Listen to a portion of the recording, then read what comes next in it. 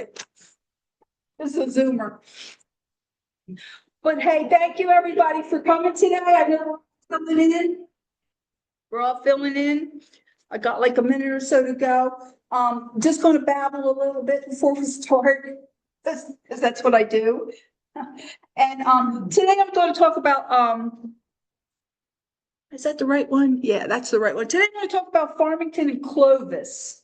And these happened a long time back in our history. And the reason I'm going to talk, they're really remarkable events in New Mexico's history. 1950 Farmington, 1976 Clovis/Cannon Air Force Base were structured craft. We haven't had a lot of structured craft. And these were structured flying saucers. People saw flying saucers.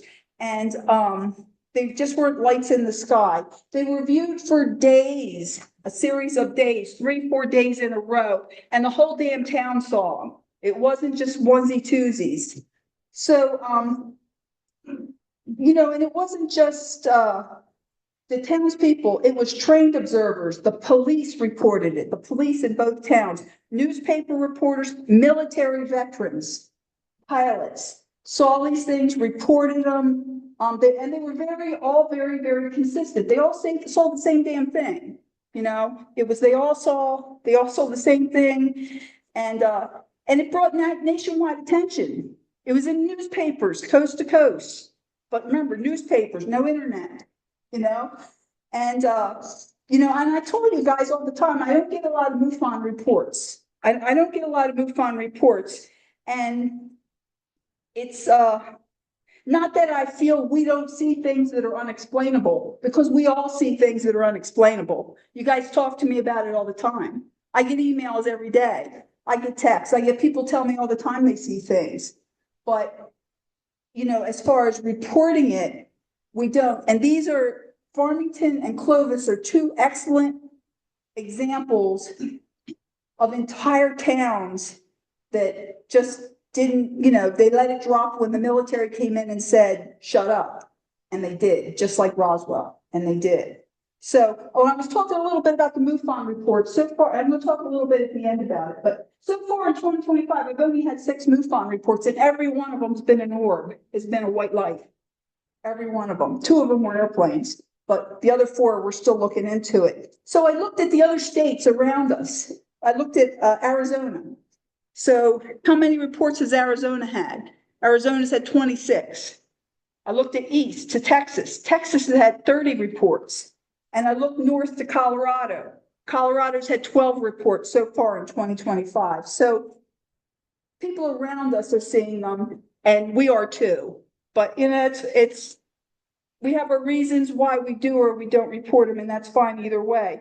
But our state's history of the military coming in after a significant event and threatening witnesses and removing evidence is very prominent in both of these cases that we're going to go through today. And we all know about Roswell, and that's why I don't drag it up all the time. But I'm looking forward to showing this to you. And like I said, these were mass sightings, very similar situation to Roswell, where people were interrogated by the Air Force. The Air Force in Farmington brought out the balloon theory. You guys are seeing balloons. For 3 days straight, we're seeing balloons. Yeah. And then they tried to say, well, the balloons, they exploded and the wind's blowing them around. Nobody bought that. And then they said, well, there's cotton blowing around. You guys are watching cotton. No one bought on that one either.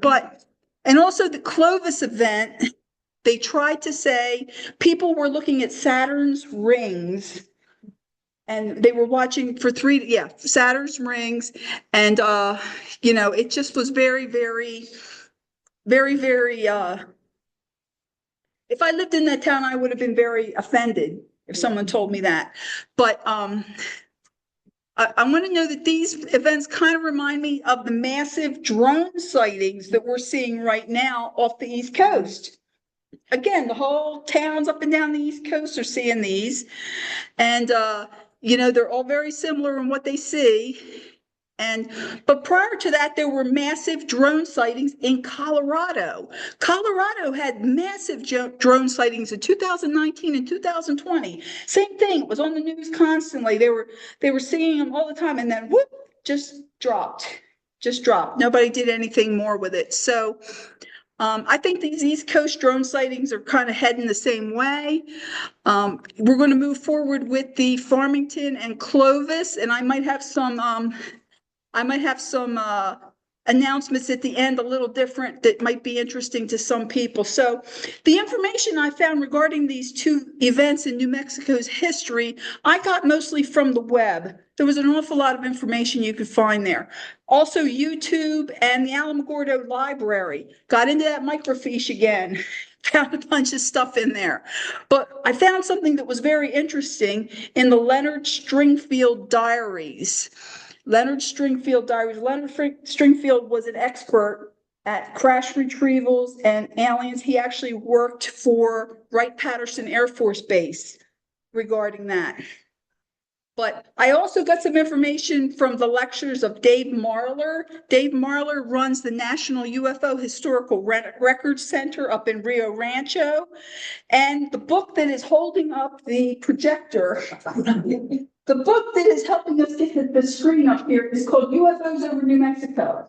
It's written by Preston Denton.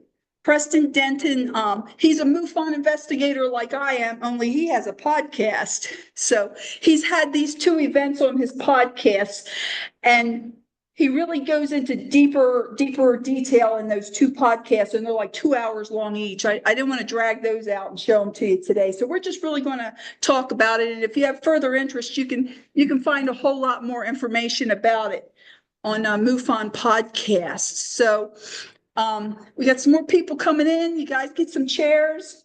Thank you so much for coming today. I appreciate you being here.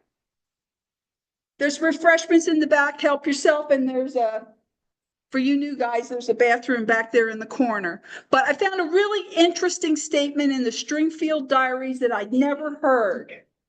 And it made me think very differently about the Farmington event. There was a little twist to the Stringfield Diaries that really made me think a little differently about Farmington. So we're going to dig right into it. Farmington was in 1950, March 15th, 16th, 17th, and 18th. They were day discs. People saw them during the day, and they saw structured craft during the day, the whole town. So I'm going to... In 1956, Edward Ruppelt, he was a former captain in the Air Force, and he was the head of the Air Force's Project Blue Book at that time. And he gave this description of the Farmington event in his book. His book was called The Report on Unidentified Objects. It was groundbreaking to have a book, especially written by someone from an Air Force officer at that time. It was really something that he did that. His quote is, "The sky over the little town of Farmington, New Mexico was literally invaded by UFOs. Every major newspaper carried the story. The UFOs had apparently been congregating over the Four Corners area on March 15th and 16th. But on the 17th, the big day, every saucer this side of Polaris must have had a successful rendezvous over Farmington, because on that day, most of the town's 5,000 citizens saw the mass flyby." Now, I've had some different estimates of the numbers of saucers that were buried, from a considerable 50 to thousands. So there was a lot of things in the sky for 4 days over Farmington, New Mexico. So most of the observers said that they were saucer-shaped, traveled at unbelievable speeds, and did not seem to have a pattern to their flight paths. They were scattered about.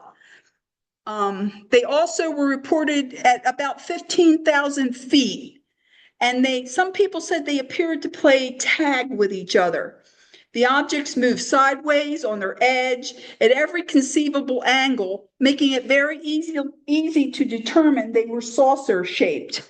Now, I'm going to apologize ahead of time for that ugly little picture, because that's the only ugly little picture I could find. I think you can see kind of from when you look at them, the saucer shape, especially that one, you can see is kind of on its side. But this is a terrible photo, but it was taken with a real camera with real film in it. Nobody had digital back then. And the story behind this photo is that someone was visiting their family in Farmington, took pictures, and then went home to Colorado before the Air Force got there. So that's how that picture got out of Farmington. So they developed a film later when they went home, and this picture came out, I believe it was in 2007, because they were afraid to make it known, but by then they just let it go. So there was multiple reports all over Farmington Four Corners area of military personnel coming to town after that sighting was over, collecting all the photos, telling the inhabitants that this incident never happened. That sounds a lot like Roswell. Surprisingly, I couldn't find a newspaper that published a photo, and I looked at microfiche until my eyes burned trying to find this. Really, there was nothing to find out there. But I did find a lot of articles, and the interviews with the local people and the local authorities were, again, police, businessmen, veterans in the Farmington Aztec areas. The sightings took place after 10:30 each day over San Juan County. Most described the objects, again, silvery discs. Some saw quite a few that had a red color to them, mostly on the underside. The red ones were bigger and faster, and they called the red ones the leaders. The red ones were the leaders, and many called them, some of them moved in formations, and they would instantly change direction going in a right angle when they would come at each other. And that's, was really, really something. This is a drawing one of the witnesses made. And on March 16th, this person became the mayor of Farmington in the 70s. But at the time of the incident, he was working at the parts department of Perry Smoke Chevrolet on Main Street in Farmington.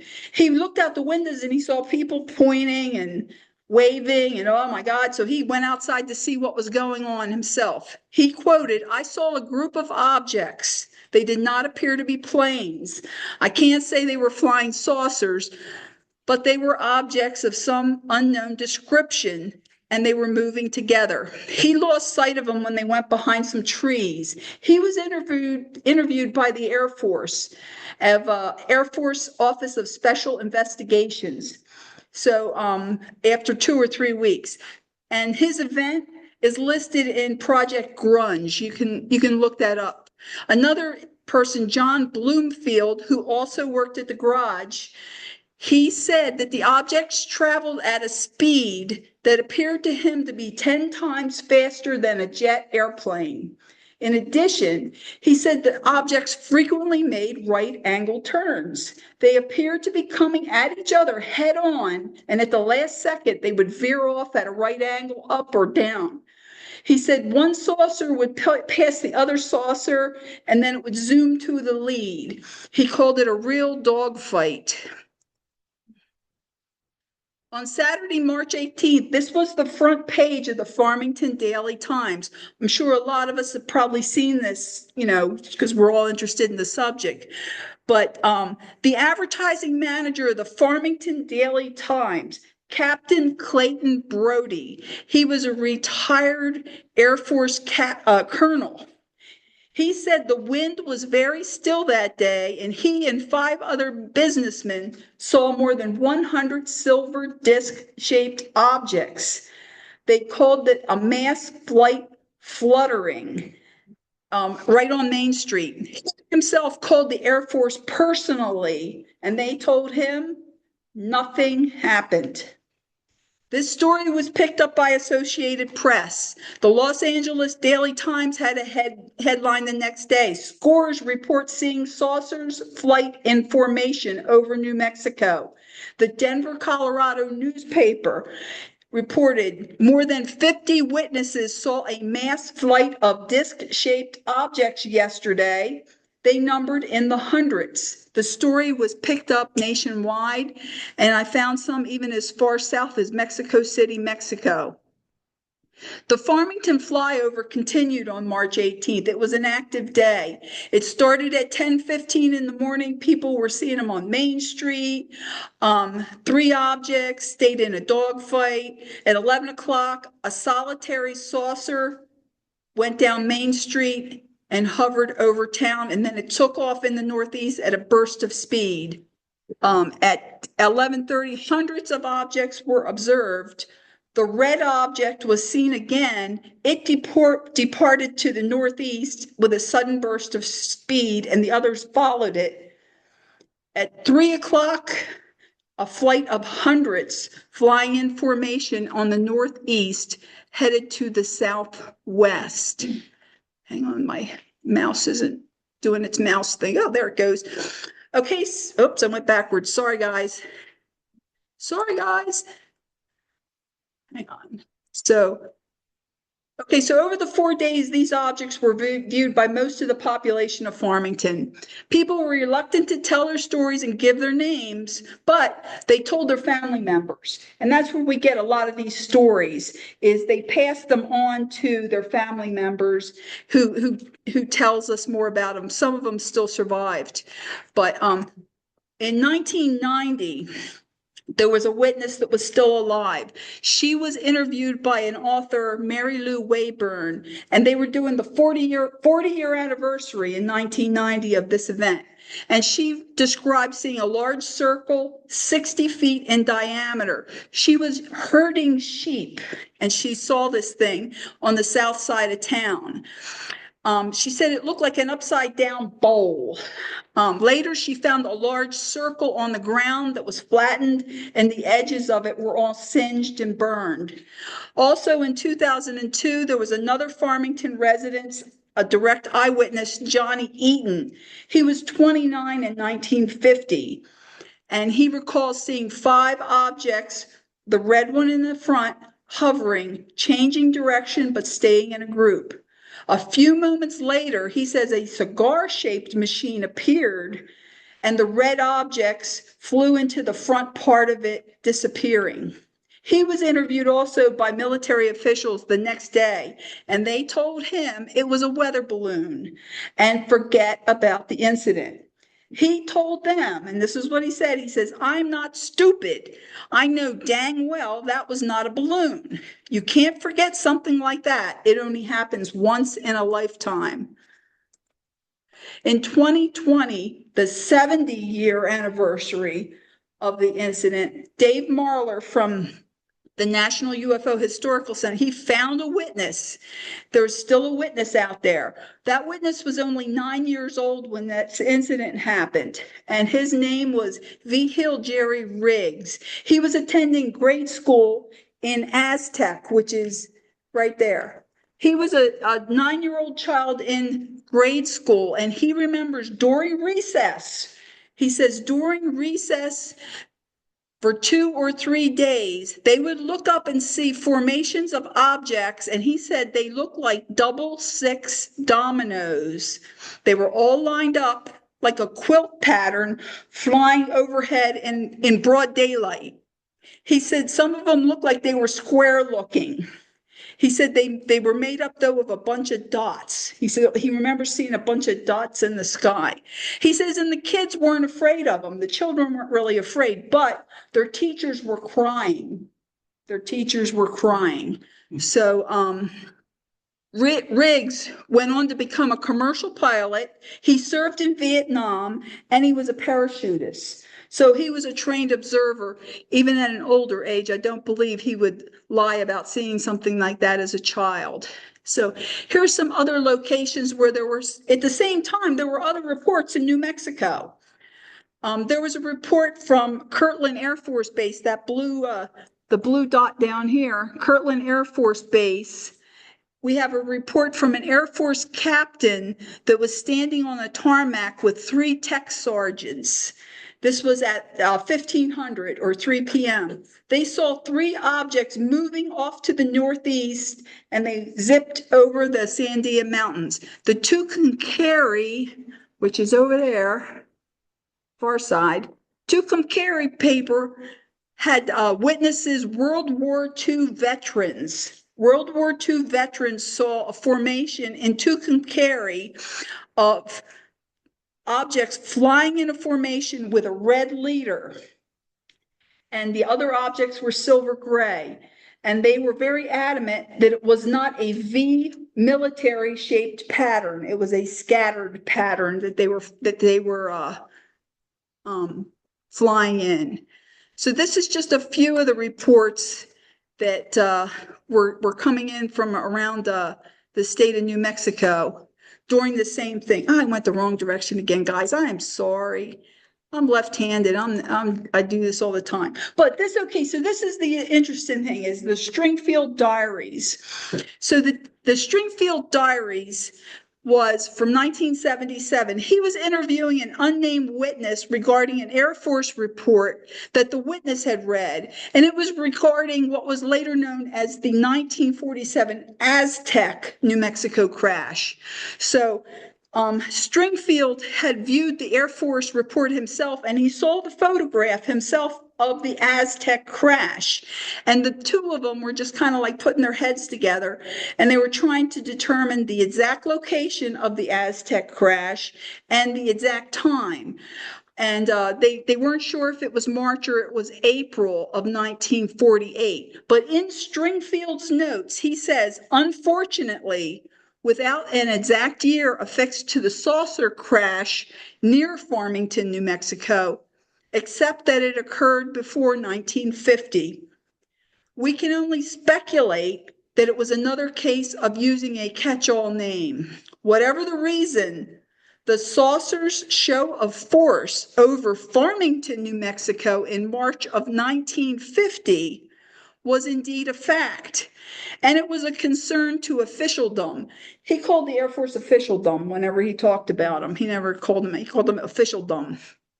So this discussion really was about the Aztec crash, and many, including Stringfield, thought that the Aztec crash was a big hoax. They had thought it was a big hoax. The Aztec crash was a 99-foot diameter flying saucer that crashed in the woods of Aztec, and there were 16 dead bodies recovered, alien bodies recovered. The Army went into the Aztec crash, collected the saucer and the bodies, and took them to Fort Riley. Fort Riley's just over the border up in Colorado. It was closer to take them that way than it was to take them to Kirtland, I guess. So Stringfield changed his opinion after finding this evidence regarding the Aztec crash that was in an Air Force report, because until that part, he had really thought it was just a hoax. So I'm going to read just part of the final interview that is directly related to the Farmington sighting, and I'd never heard this before. So Stringfield said, was there anything in the report, the Aztec report, that suggested that the craft and the little beings, where they originated from or why they came here? And his witness replied, no, nothing in the report as to why or from where, but the Air Force did say that hundreds of alien craft that flew over the town of Farmington, New Mexico, was on the anniversary of the Aztec crash, and that it also corresponded with some kind of celebration or national holiday. And it said that it may have been a tribute to the beings that were killed in the Aztec crash. That I thought was, so it could have been a tribute to the aliens that were killed in the Aztec crash, or they were letting us know by a show of force that they overcame the factor that had caused their ships to crash. And that I found very interesting, because the so to recap, was the Farmington Armada a celebration or a show of force in March of 1950? It may have been a tribute to the 16 beings that were killed in the Aztec crash. But he also has a thing that they had overcome the factor that had caused their ships to crash in 1948. Now, a lot of you have been with me a long time. We used to be up at Mad Coffee. We were up at Mad Coffee for a couple of years. I didn't have a projector and I didn't get to do all this kind of stuff, but I would come in and I'd have these little handouts with little dots on them, and we talk about a subject. We talked about the Aztec crash. And I had dug up some information regarding that the Aztec crash and the Kingman, Arizona crash could have been due to testing of radar. A lot of people think that's crap, but it shows a little bit of information in it. And the theory that the crash was caused by U.S. testing of radar. In the 1940s and 1950s, our radar only went 200 miles out. It didn't, on the East Coast, that wasn't a big deal because there was a lot of airports and you had overlap. So our adversaries couldn't get through that. But on the west side of the country, everything was far away, was stretched out. So that 200 miles was a really big problem because our adversaries could have flew in between the radar because the airports weren't that close together. So the FAA in the late 40s was a new department, and they were trying to figure out how can we make the radar go further but not hurt people, because I have a note here saying that the radar, the scope and the coverage of the radar was necessary to protect our Western front. Radar in those days relied on semiconductor crystals called rectifiers, and they weren't powerful enough and they burned out frequently. They were trying to develop a more powerful semiconductor. Dr. Wilbert Smith from Canada, he was a radar expert from World War II. He was from Canada, but he was stationed with the English fleet. And during World War II, England had the best radar going. So they had brought this Wilbert Smith in, and he was doing testing, of course, and they test everything in New Mexico. And what the hell, they still do. They were testing it because the microwaves and the radars, they can be harmful to a person if they're too powerful. So they were trying to put this radar out there, and the theory was that flying saucers were coming through and it knocked them out of their orbit, and that's where how the Aztec crash and the Kingman, Arizona crash happened. Now, a lot of people don't agree with that, but it's a speculation that this radar testing, which was being done we have record of it being done in New Mexico and Arizona, again, FOIA's, was responsible for those crashes. So, that's kind of where the possibility of that, it's a celebration or it's a tribute or it's a show of force. We figured out how we're going to get past your radar. That's the other thing that it could be. So in addition to Preston's book, these are the places where I got all my information on the Farmington thing that we just discussed. There was a lot of newspaper reports. The Stringfield information, I think, was really interesting. And again, I got that from his private diaries. He has some written reports, but the stuff in his private diaries is real good. So we're going to move on to Clovis. Clovis, New Mexico was January 21st, 22nd, 23rd, 1976. And it was reported in the Clovis News Journal on January 22nd. Unidentified flying objects were sighted over Clovis for a second night in a row. Clovis police said they counted 18 in the sky at one time. This is another terrible picture. That's an enlargement, and that's it's just it's an enlargement of what one person took a picture of. And also a note, all of the Clovis sightings over Clovis and Cannon were at night. Those were all nights, and again, structured craft. So these are the headlines. These are the headlines from the Gallup newspaper and the Clovis News Journal starting on the 21st. In 1976, there was this journalism student. His name was Bruce, and he worked in Clovis. He had a part-time job while he was going to college, but he was also on the Eastern New Mexico University newspaper. He was on the newspaper, so he had all this journalism stuff with him, and he comes out of work, and everybody in town seeing these flying saucers. So he started following them around, and he started documenting it. And a lot of the information we get regarding these events comes from Bruce. He was very detailed in what he did as he tracked them. He watched them with binoculars, and he said he said that he was viewing two objects with the binoculars. Once magnified, these lights had classic saucer shapes to them. Each had a bluish glow around them, and the undersides had a red radiant glow downwards. Also, he said it was real clear that they had a dome shape on top of each one of them. He kept the binoculars trained on those two craft, and he forgot to take a picture. He had a camera. So those objects took off, and he started chasing them around town. And he said that he noticed when he was driving and they would fly over a part of town, the street lights and the house lights underneath would dim. They would all dim, and he was watching them, and they were dimming as they were going. That's how he could follow them. So he followed them all through that night until 1:45 in the morning.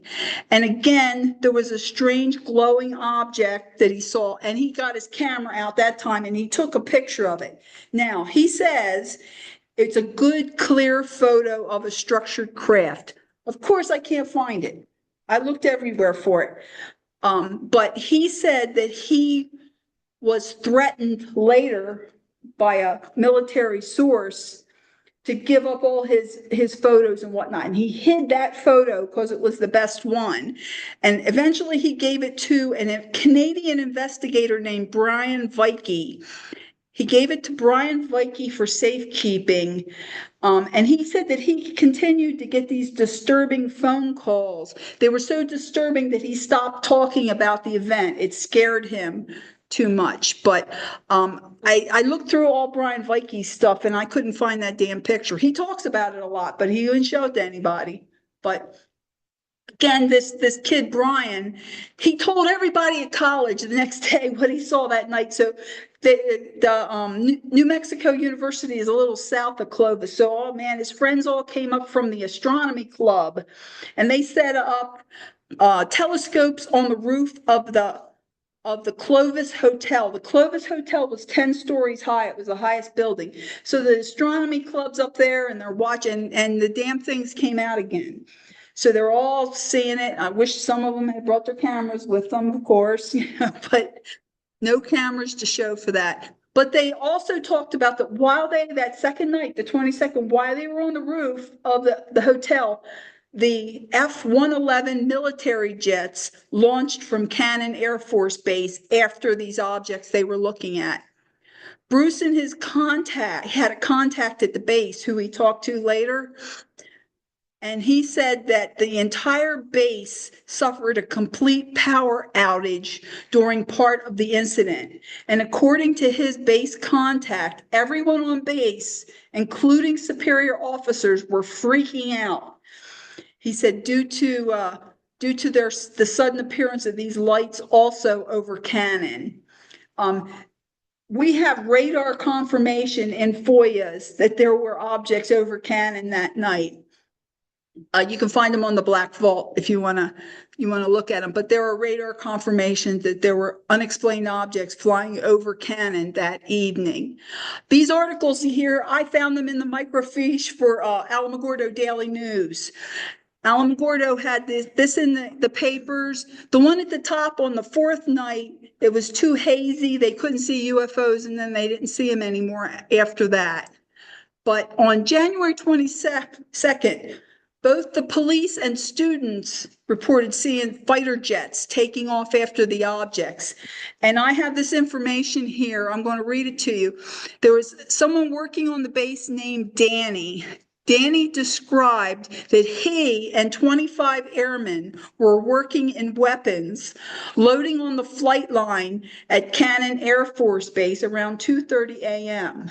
They viewed approximately 13 bright whitish bluish lights in a triangular pattern about 5 miles southeast of the base.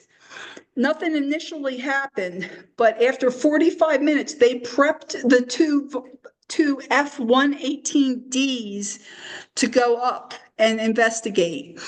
They watched all of them. They watched the jets take off, and when the jets took off, the 13 bright lights scattered. They climb up into the sky and they disappeared. So he says that when their shift was over that night at 6:30 a.m., the weapons crews were all gathered in the weapons loading shop, and they were ordered not to say anything to anyone about what had happened that night, or they would all be in big trouble. Needless to say, it was all over the news. There were news agencies everywhere. He said there was UFO investigators crawling all over the town, all through the next week. And he said they never saw the lights again over the base after that night, but he said that he heard people in town had saw them. He says, what I do know is that the lights were there. We scrambled 2 loaded jets, and the objects were on our radar until the jets took off and chased them. On January 23rd, Clovis Journal again had 23 UFOs sliding in and out of complex formations across the Clovis sky. On the 3rd night in a row, the police were flooded with reports. The dispatcher reported that everyone in Clovis called her that night to report a UFO. There were more than 30 reports between nightfall and midnight. Several of those reports were of 20 objects over the Sandia Elementary School. Also from the Texas state line. This is there's a town on the Texas state line called Texico, New Mexico. Go figure. But the town marshal in Texico, New Mexico, Willie said he viewed the object. It was silent. It hovered.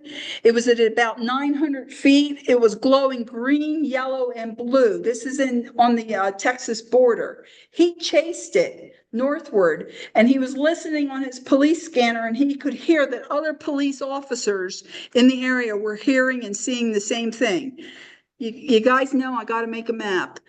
So this is a map of Clovis. On the 21st, objects were on Main Street.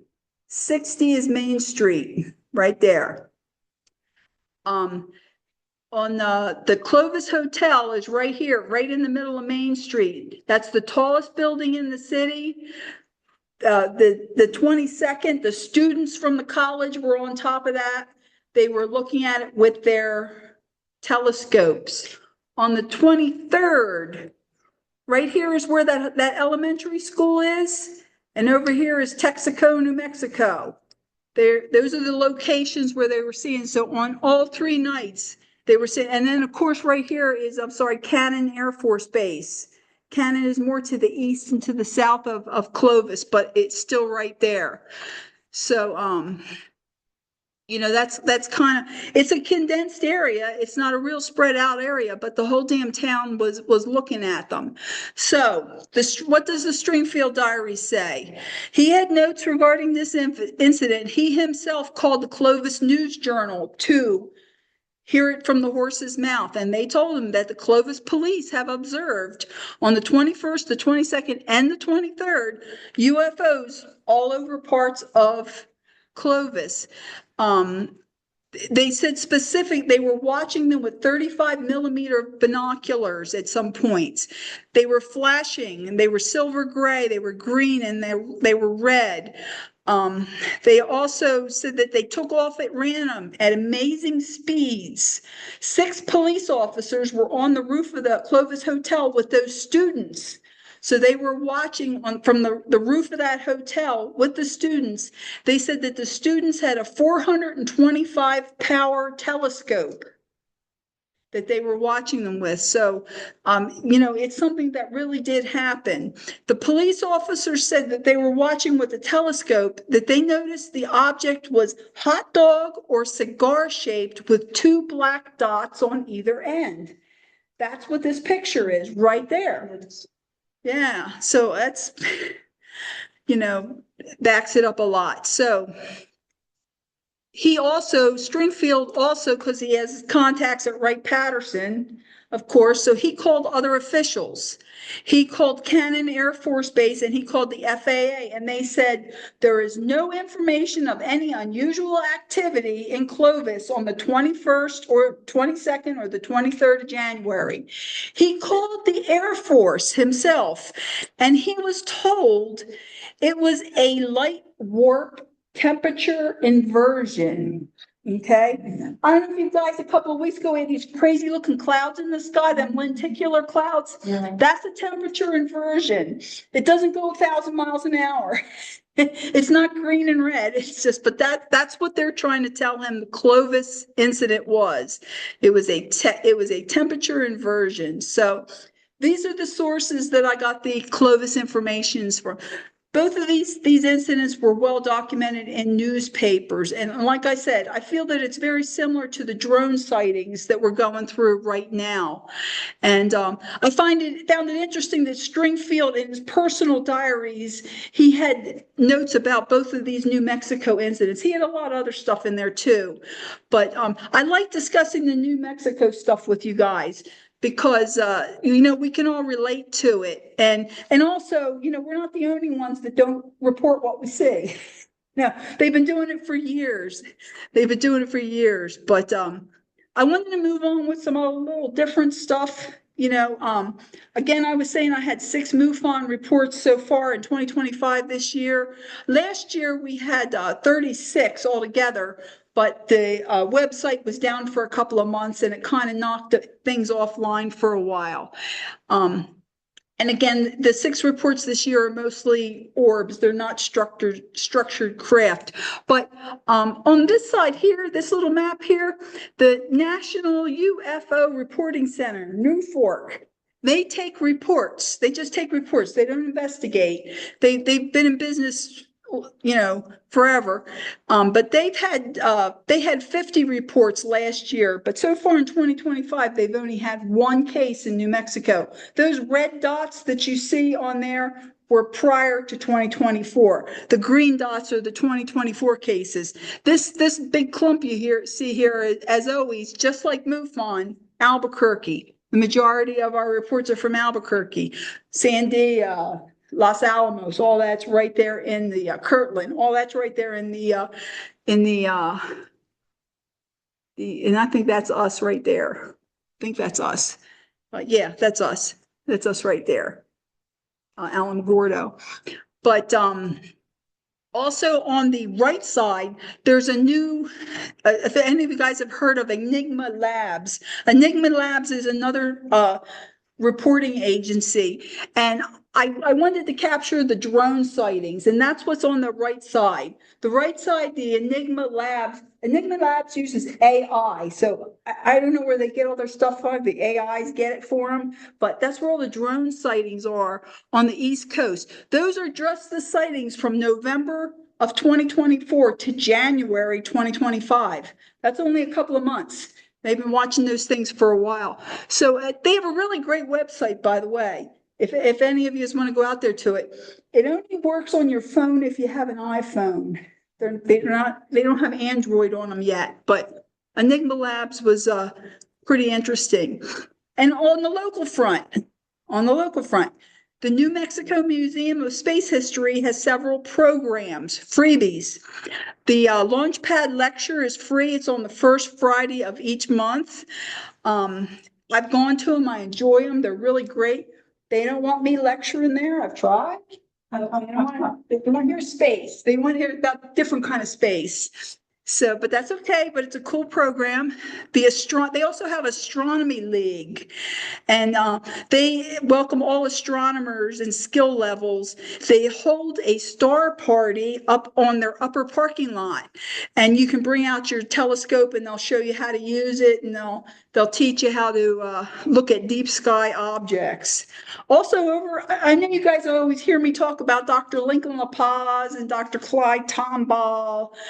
Uh, they were the unnamed sources in a lot of UFO reports. And every you hear from a UFO report, the Air Force would say, oh, it's a meteor. Oh, there'd be green orbs going around. Oh, it's a meteor. It's a planet. It's this and that.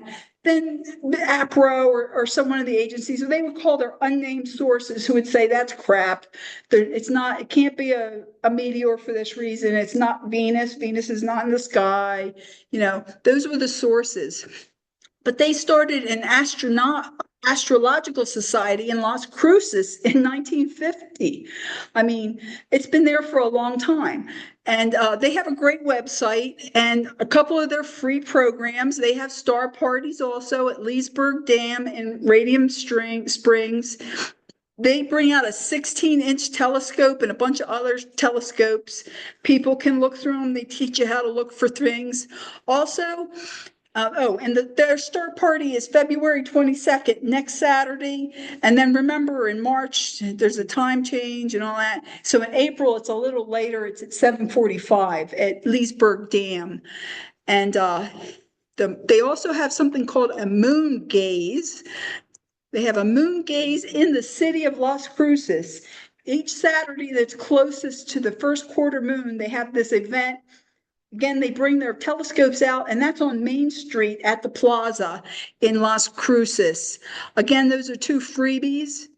Our friend Dave Marler, who runs the UFO Historical Record Center, is now relocated in Rio Rancho. It's a larger facility, but again, they're volunteers. So they're only there on weekends. You have to call them, or on their website, you can say you're going to visit that day, and they'll make sure somebody's there to let you in to their facility.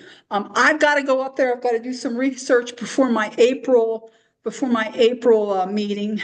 My April meeting is going to be about the Holloman incident, and Marler has a lot of good APRO stuff up there. So I may be reaching out to get a wingman to go up to Rio Rancho with me for the day, just to check on some stuff. And Dave Marler is a really great guy. Again, another former MUFON investigator who's moved on to some really great stuff. And he's doing a lot for our subject. But hey, I'm going to give you a little sneak presentation here regarding my April. Every April, I drag out the Holloman landing, I got to do it every year. That's my research project, So the anniversary of the landing is April 30th of 1964. And this year, I'm going to show everyone that I identified the exact location that the base commander, Colonel Henry Godman, he said that he and Dr. Steinhoff met with the aliens that had landed on the base. We had received an affidavit from Colonel Godman's son, and he was told by his father that the Mars Shack was the location where he and Dr. Steinhoff spoke with the aliens. And he pointed to it. And they were on base because Colonel Godman was dying of cancer. He was dying. He wanted to go to the base one last time while he could, and he was reminiscing with his son, and he told them that they were in the Mars Shack. Well, I finally figured out where the hell the Mars Shack is, and the Mars Shack is building 930. And I'm going to show you more of that. And the reason we know that is that Dr. Jacques Vallée, in several of his books, he had written in his books that airmen drove down from the North Range with the aliens in the Jeep. They went past right here. This is the coming down range right there. You guys have probably seen that big orange and white checkerboard tower that's out there. That's where that tower is, right there. They were coming down the range to here. This is King 1. This is the gate that gets you from Wismar into Holloman. They took the aliens here to building 830, met with the base commander, several scientists, several NCOs, and then they went here to building 930. And what is so interesting about building 930 right now is that black spot at the bottom is Raptor Lake. I don't know if you've read in the paper these days, they're going a big deal about Holloman Lake and how poisoned Holloman Lake is. If anyone knows about Holloman Lake, they were talking about Holloman Lake was built in the 60s to catch stormwater, but it caught everything else. So I hope you all are paying attention to that. And I found, they said they found records amounts of PFAS chemicals that are discovered in the water, and as well as the nearby soil, plants, and animals. And they put a warning that if any of you have eaten fish or animals that were hunted in that area, like the orcs hunt, every year we have the orcs hunt, everybody, yeah, well, you're supposed to tell that to your primary care doctor, because it's very, very dangerous. But if you look on my little map here, right here, that's building 930, and right there, that says Holloman Lake. It's right next to it. I think it's fascinating that the most poisoned place on earth is right next to the building that the aliens went to with the colonel from Holloman Air Force Base. Of course, I don't know how I'm going to prove it has anything to do with the poisoning, but I just think that it's one hell of a coincidence. And, this is all the sneak peek you're going to get on my Holloman thing. My Holloman thing is going to be really interesting in April. Every year it's good. I think it gets better every year. One of these, the fact that I figured out that the Valet's building 930 and that building 930 are the same damn one.